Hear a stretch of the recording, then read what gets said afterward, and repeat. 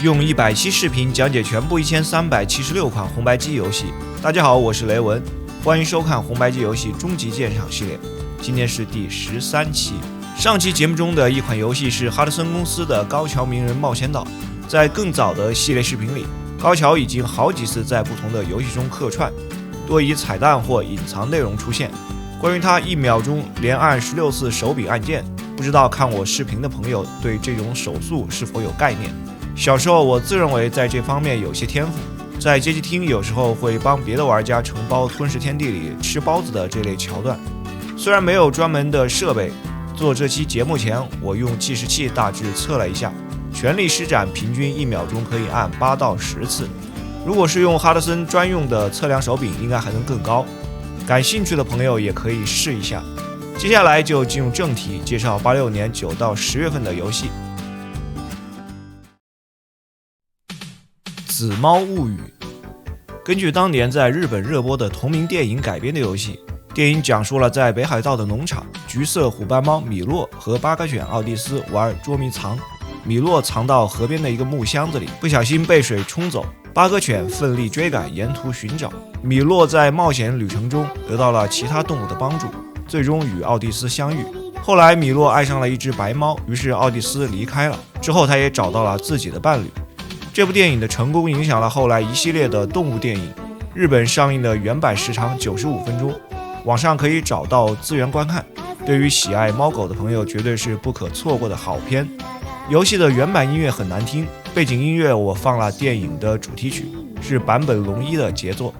这作属于横版动作类，玩家控制小猫米洛沿途收集树木落下的果实，满50个奖1条命，掉落地上的果实一段时间不拿会腐坏。收集白色的蛋可以作为攻击武器消灭敌人，有些地方不停摇动树木，还有隐藏物品。收集带有 HELP 4个字母的蛋，集齐后会有同伴过来帮忙。牛奶可以使米洛一段时间无敌。游戏按照月份作为关卡，从6月开始，有早晚更替、4季变换，整个的流程基本上就是沿路躲避敌方的动物，每关行进一段距离后到达特定的地点过关。后面的关卡快到终点时还会遇到熊作为 BOSS 出现，会挡住去路，消灭它才能继续前进。从6月开始到下一年的5月，最后遇见心爱的白猫，游戏通关。作为一个电影的附属产品，这款游戏本身没有什么令人期待的地方。开发方的思路应该是想让动物们卖个萌，但玻璃佳音弄游戏的水平实在不怎么样，更没法驾驭当时有限的机能达到目的。个人评价2颗星。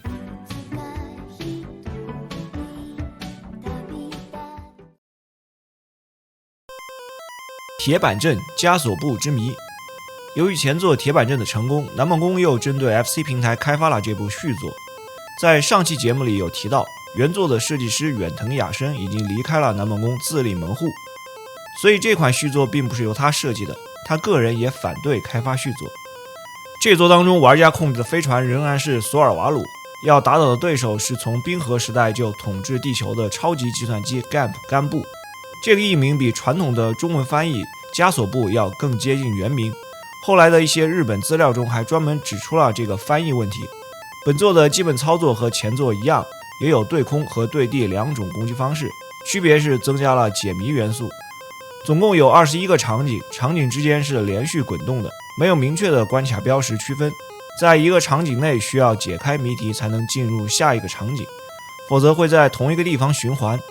谜题包括消灭特定的对手和进入特定的区域等等。另外也加入了武器强化，有时候友军会出现送来补给，有不同颜色的圆球，黑色球体为飞船提供护盾，免受敌方火力攻击，黄色球体增加对地炸弹的大小和爆炸的半径，蓝色球可以向前和向后同时射击。在后面的关卡还可以获得超级 Zamper 与另一个飞船合体，此时攻击力更为强大，可以击破在上一作当中无法击破的铁板。和前作类似的一些隐藏要素也得到了保留，但并不再是游戏的重点。这部续作整体的设计风格还是延续了前作，游戏性还是不错，敌方角色的种类增加了很多，新加入的解谜玩法并没有得到老粉丝的认可，认为很蹩脚，而且破坏了游玩的流畅性，难度依然很高，甚至超过了上一作。到后面的部分，敌人会各种花式撒出子弹，游戏音乐依然很拉胯。当年发布之后销量不佳，在科乐美的宇宙巡航机出现以后，这款作品的很多设计理念都显得有些过时。个人评价3颗星。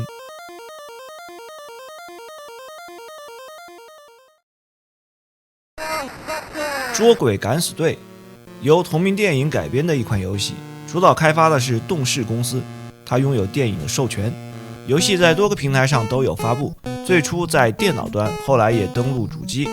红白机版的开发承包给了比特实验室，日版由德间书店发行， NES 版动视自己发行。游戏是玩家控制捉鬼敢死队，在一个念力能量水平上升的城市里，开始的大地图代表城市的网格，闪烁的红色方块表示鬼魂活动的地点。当移动到闪烁的方块时，游戏会切换到俯视的街景，并切换成一段开车的操作。到商店里用初始拥有的金钱可以购买捉鬼的设备和道具，之后前往都是鬼魂的大楼内，向楼顶攀登。到达楼顶后对战 BOSS， 消灭它就可以通关。游戏里还有一些抓鬼赚钱、清理陷阱、复活队员的设计。这部作品是动视出了名的烂作，据说当时开发这款游戏时，动视高层要求设计师克莱恩在6周内完成。当时克莱恩正在做一款名为《汽车大战》的游戏，于是他把正在做的《汽车大战》很多设计直接用到了这款游戏里，然后通过团队赶工完成了开发。借助于电影的热度，游戏最早在电脑端和雅达利上的销量都很好，而且这2个版本媒体评分也还不错。我只能理解为红白机和他们不在一个频道上。游戏评价1颗星。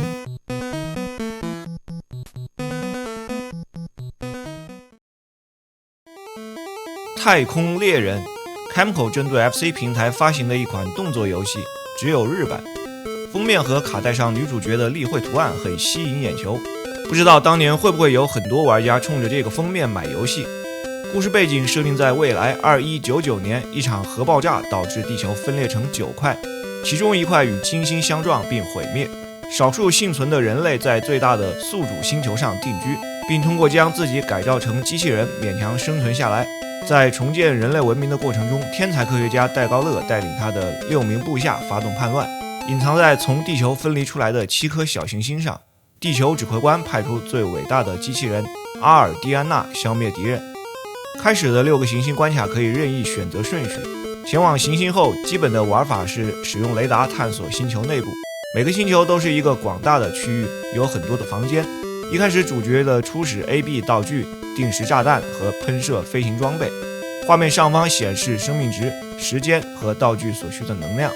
每个星球的 BOSS 都需要靠对应的道具攻击其弱点才能将它击败，所以收集道具是必须完成的任务。房间内也可以获得相关的信息，有的信息有用，有的是一些无用或虚假的信息。获得道具后切换到菜单选择界面可以更换使用。A 键的道具有7种，包括水晶光波、激光剑、强化版的定时炸弹等等。B 键的道具有3种，除了飞行装备，还有潜水装备和时间呼吸，可以冻结敌人。此外还有3个增加防御效果的道具：魔镜、蓝水晶和红水晶。每个星球击败 BOSS 后，还需要找到路线脱离，星球就会自爆。前6关完成后，出现最终 BOSS 的星球。在这里的很多房间获得的信息都是制作人员的名单，消灭最终 BOSS 脱离后即可通关。这款游戏的背景设定和玩法框架搭建得非常棒，但场景角色实在是太粗糙了，音乐从头到尾也只有2个曲目，而且可以看出当时 Camco 对于动作游戏的驾驭还不够好，再加上本来 FC 机能的问题，白白浪费了这样的游戏设计。这个时候我真想说一句，把封面女主给我交出来。这么多年也没有谁想起重置这部作品。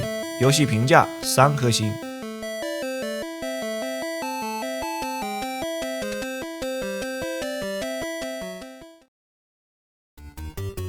恶魔城，科乐美的又一个经典 IP， 恶魔城系列第1作，首发是磁碟机版本，后来陆续发行美版和欧版的卡带，93年重新发布了日版卡带。早期的恶魔城系列都还是属于标准的横版动作类。这座故事发生在一个中世纪的欧洲小国家特兰西瓦尼亚，主角是传奇吸血鬼猎人的后裔西蒙贝尔蒙特。在西蒙的祖先击败德古拉伯约100年后，他突然再次出现，西蒙进入德古拉的城堡消灭他。主角的主要武器是鞭子，按下攻击按钮后，动作会稍微延迟，画面上方显示关卡的限制时间、主角和美关 BOSS 的血量，中间的红框显示当前的副武器，开始时是空的，通过击破场景中的物品获得，有飞刀、斧头、圣水瓶，可以短暂冻结敌人的魔法手表，以及可以作为回旋镖的神圣十字架。拿取新的后会将老的副武器替换掉，使用副武器会消耗爱心，剩余数量显示在画面的右上方，可以在场景中补充。达成一定条件后，副武器可以获得2连射和3连射。另外还有透明药、恢复生命的肉和一些分数道具。游戏共有6关，每关又分成3个部分，通常不同的部分之间都有一扇门连接。每关末尾消灭 BOSS 获得魔力之玉过关，最后击败 BOSS 吸血鬼德古拉的2种形态，游戏通关。恶魔城系列的成功基础当然是过硬的动作游戏素质，同时开发团队基于打造电影感的游戏理念，注重氛围营造，整体呈现一种哥特式的恐怖风格。从一开始游戏的标题设计，到精心布置的城堡场景、经典的各种角色，再配合高品质的音乐，让这个系列区别于其他的动作游戏。初代作品里基本上所有的元素都在后续系列的作品中被保留并得到了发展，也有各种合集和重制版本。翻米通给这一作的评分是34分，黄金殿堂。扣分的点在于认为游戏中过多的隐藏分数道具没有太大的意义，人物的动作略显单调。个人评价4颗星。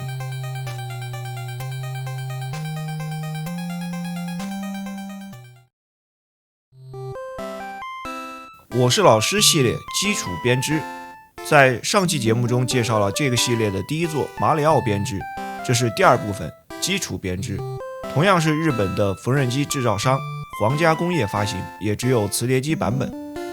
在之前的作品马里奥编织里放了一些预设好的图案，也可以自定义，主要是设计毛衣的款式。而这作正如标题基础编织，主要是介绍编织的技巧，通过动画的方式展示各种不同的针法，可以跟着画面中的步骤结合实际操作进行学习。学会编织技巧后，也可以进入毛衣的设计阶段。程序根据尺寸和类型自动计算毛线用量，显示各个区域使用的编织方法。继续操作就可以跟着程序一起愉快地织一件完整毛衣了。当然，如果你不打毛衣，以上所有的这些都是多余的。个人评价1颗星。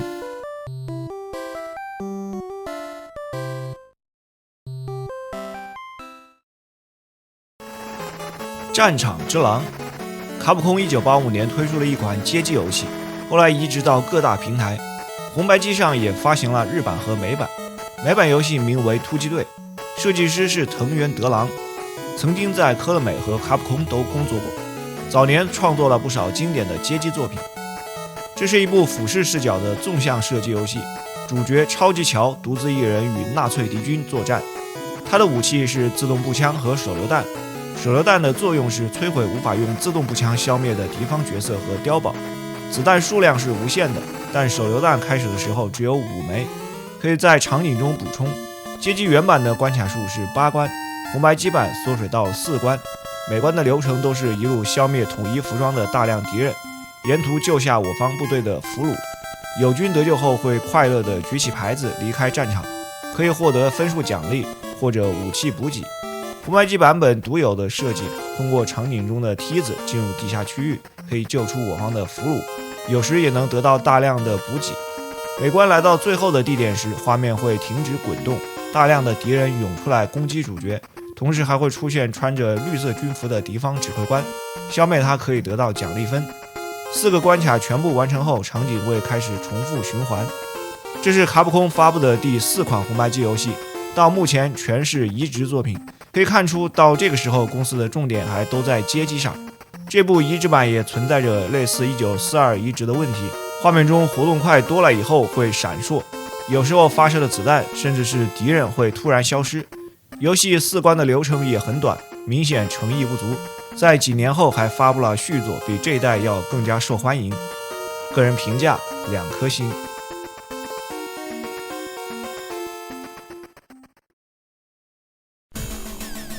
神鹰1号按照原名直译为特拉克雷斯塔，日版物产1985年开发的一款街机作品。除了移植到红白机上，还登陆了多个计算机平台。游戏的设计师是藤原茂树，之前曾经介绍过他的另一款作品《组合金刚》，特点是飞船可以组合巨大的身体和波束枪，不知道大家是否还有印象？这部作品属于垂直飞行射击类，画面风格又是模仿了铁板阵，不过看起来要更精致一些。玩家控制飞船 Winger 打倒宇宙魔王曼德拉，夺回已经被巨兽占领的地表世界。游戏的特点和组合金刚很相似，也有飞船组合。不得不说，设计师藤原对于合体充满了执念。初始状态下，玩家控制的是1号机体阿尔法，游玩过程中可以陆续获得另外4个部件，编号从2号到5号，部件的名字也是按希腊字母的顺序，贝塔、伽马、德尔塔、伊普西隆。每组合一个部件，攻击威力就会升级。5个部件合体后变成一个巨大的飞船，这点也和组合金刚很像。可能开发方知道了之前的游戏里组合后的目标过大容易被击中的缺点，这里又加入了一个新的设定。每获得一个部件后，画面下方会出现3个 F 字母球，按 A 键消耗一个 F 球，可以分散部件组成特定的攻击阵型，武器效果也随之改变。这个时候只有1号机有被攻击的判定，关键时刻可以用来减小伤害目标。5个部件的完全体还可以变成凤凰火鸟，获得短暂的无敌。游戏甚至可以在开始界面编辑队形，更进一步扩展这种花哨的玩法。总共16个区域，切换方式也类似铁板阵，没有明确的关卡变更标识。BOSS 类型只有3种，会在特定的位置出现。有意思的是，虽然画面是纵向滚动，但区域场景的设计是从左到右连接的。如果将所有区域的地图从左到右水平排列，将形成一张大地图。这做的操作手感和游戏性意外的还不错，也有一定的难度。花式的攻击方式运用起来很有意思，比组合金刚强上不少。但类似铁板阵风格的设计在当时已经太多了，这也限制了它成为真正优秀的大作。个人评价3颗星。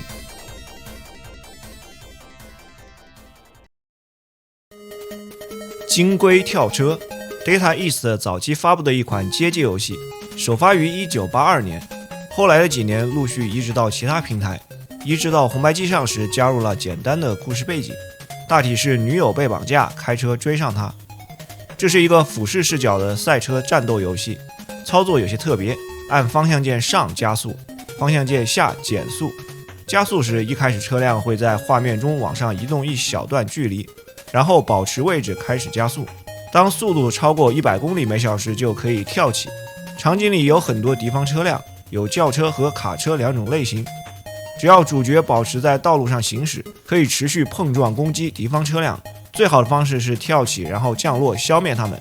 卡车不能撞击，只能用跳起的方式摧毁。还要注意避免碰撞障碍物，也不能撞到路边或掉到水里。游戏里没有时间的限制，但需要注意油量的消耗，及时在道路上拿取补给。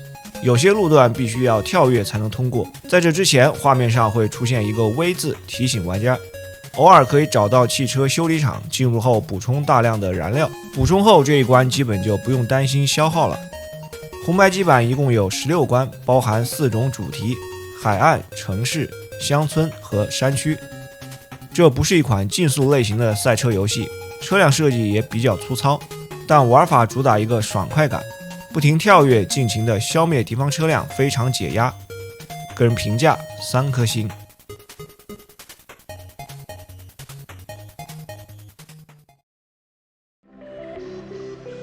黑白棋，一款 HAL 工作室开发的棋类游戏，岩田聪主导游戏的开发。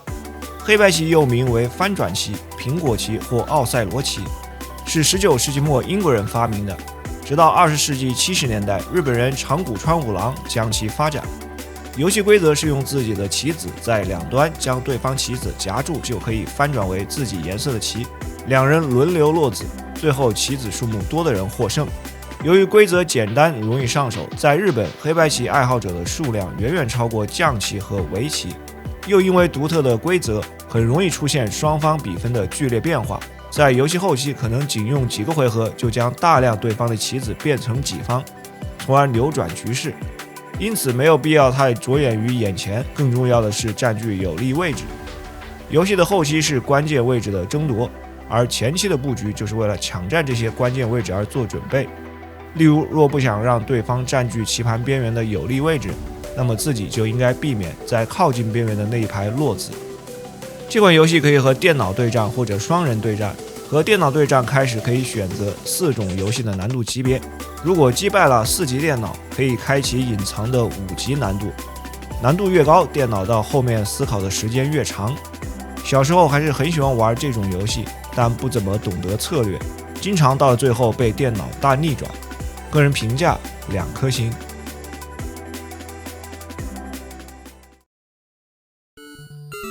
美式摔跤，任天堂开发的一款职业摔跤游戏，最初发行磁碟机版，后来也发行美版和欧版的卡带。这是红白机上第3款摔跤游戏，可见这个项目在国外的热门程度。游戏模式也是人机对战或双人对战。为了体现摔跤动作的丰富性，操作有些复杂。方向键移动，连点向左或向右可以冲刺。A 键打击，人物冲刺时，不同的站位和不同的情况下按 A 键，动作又会不同。B 键刺拳，冲刺和不同站位时动作也会不同。另外 A、B 结合方向键还能使出爆脑、背摔、打桩击等等经典的摔跤招式。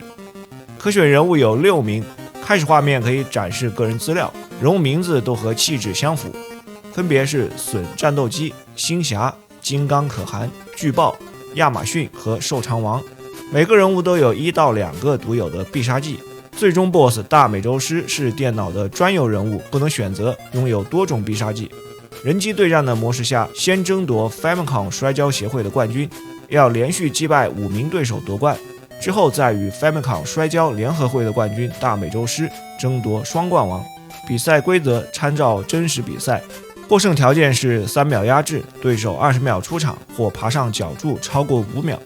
压制获胜的前提是对手的体力已经大量消耗，但游戏中不会显示体力，要从对手呼吸的急促程度判断。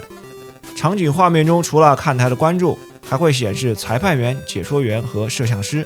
裁判的走位显得很专业，压制读秒的动作也很到位。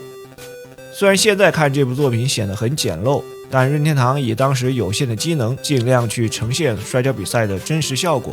当时的媒体也都有积极的评价，认为这是一款深度了解摔跤项目并真正模拟比赛内容的游戏。Famicom 也给了30分的银殿堂成绩。不过我个人对摔跤的兴趣不是很大，游戏评价3颗星。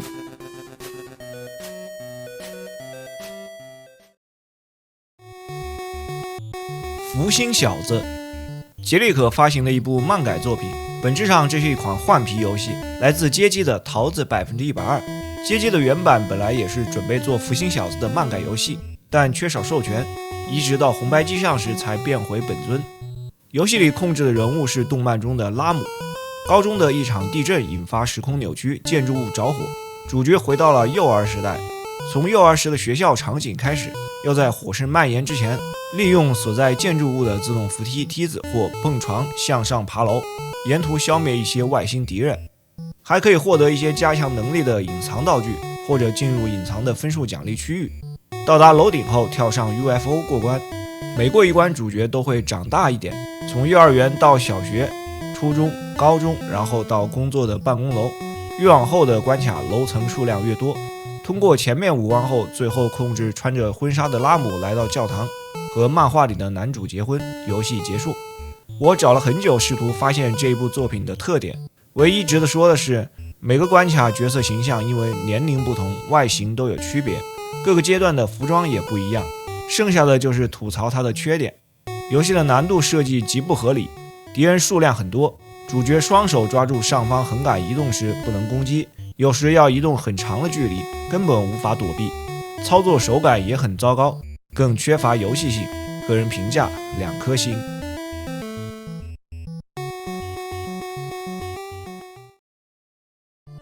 算术4年级，东京书籍公司面向日本的小学生推出的算术系列游戏软件。之前的节目中介绍过1到3年级的内容，这座整体思路还是一样，用玩小游戏的方式做算术题。4年级的算术题目包括除法、小数的加减和小数的乘除。这里只有2个小游戏，但是相比之前的低年级算术，游戏要更复杂一些。第一个动作闯关，进入不同的门会来到不同的房间，房间的箱子有数字或符号，找到正确的数字，填入问号完成计算。还有一把对付敌人的小刀作为武器。第2个小游戏又是汽车追逐，但有一个较大的迷宫场景，一边躲避敌方的车辆，一边翻开问号找到正确的数字。敌方车辆可以把已经打开的问号再关上，答对数字可以让我方车辆闪烁无敌，把敌人撞飞。算术5、6年级同一天发布的卡带，算是这个系列的完结。5、6年级的题目类型是小数乘法、小数除法、分数加减法和分数乘除法，也是2个小游戏。第一个类似宇宙巡航机的飞行射击游戏，先消灭一波敌方飞机，然后登陆到一个盒子形状的房间，控制飞行员选择正确的数字，放到右边的问号上完成算术题。第2个小游戏有些类似推箱子，控制一个小女孩给场景里的种子浇水，开花结果，出现黄色的果实后把它推到正确的数字卡片的篮子里，以此来作答。高年级的题目计算更难，玩的游戏也更加复杂，也只有真的为了提高小学算术水平的人才会去玩这样的游戏。个人评价1颗星。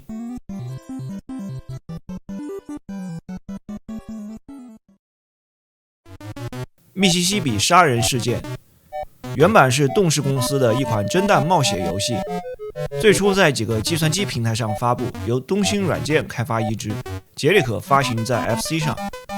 故事改编自阿加莎·克里斯蒂的小说《尼罗河上的惨案》。在从圣路易斯到新奥尔良的三角洲公主号的游轮上，侦探查尔斯和华生在偶然之中陷入了一个杀人事件。游戏的玩法是控制2名侦探在游轮上破案，通过与不同的人物角色对话，对话时选择菜单上的指令进行操作，或者进入不同的房间调查，收集各种证词和证据，最后找出真正的凶手，达成结局。游戏的玩法没有什么特别之处，侦探冒险游戏最重要的还是故事。但作为一部从电脑端移植过来的作品，因为移植产生了很多缺陷。据说当时的日文版从原英文翻译过来时质量很差，就类似现在的很明显的机翻。原版还有很多美式俚语，这就已经很影响游戏的体验。另外，在游戏的设定里，和人物所有的对话都只能进行1次，如果重复选项，对方会说我已经说过了。只有被记录下来的对话才能被作为证据使用，而且能记录的数量有限，达到上限后就需要覆盖老的记录。到这里你可能觉得这也没什么，但 FC 版没有存档功能，一旦错过了对话内容，或者如果是关键信息没有记录，又或者将正确的证据信息覆盖，都会导致游戏无法继续，只能从头开始。另外，船上的每个客房都包含了几个既死陷阱，也会导致游戏结束。这些陷阱和案件本身没有关系，只是单纯的恶心玩家。以上这些设计加在一起，导致了游戏很难玩下去，成为了一款经典的烂作。个人评价1颗星。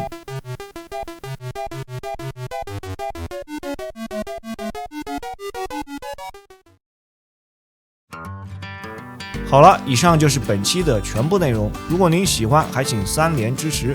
咱们下期再见。